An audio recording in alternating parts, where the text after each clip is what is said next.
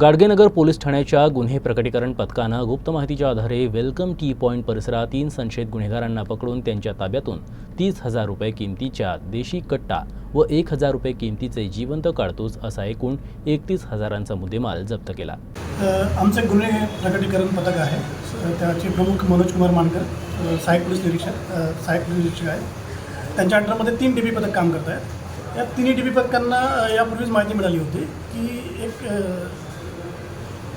त्याचं नाव मयूर चव्हाण, गजेंद्र पवार आणि राज सोळंकी हे 3 सराईत गुन्हेगार, त्याच्यावर बरेचसे गुन्हे दाखल आहेत, थोडी बरीचशी नोटीस पण आम्ही त्याला तामील केलेली आहे। हे 3 जणांवर एक कट्टा आहे अशी माहिती आम्हाला काही दिवसापूर्वी मिळाली होती।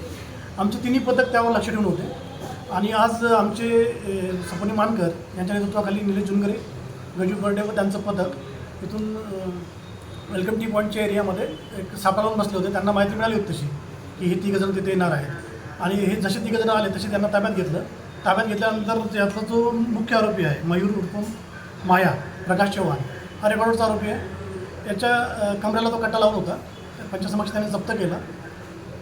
एक देशी बनावटीचा कट्टा व 7.65 mm राऊंड त्याच्यावर आम्ही जप्त केलेला आहे। आता हा कट्टा याने कुठून आणला, कुठल्या कामाकरता आणलेला आहे आणि त्याचा उद्देश काय होता याचा आम्ही सखोल तपास करतो आहे आणि पुढील तपास आमचे गुन्हे प्रकटीकरण पथकाचे जे पथक प्रमुख आहेत सपनी मानकर ते करत आहेत।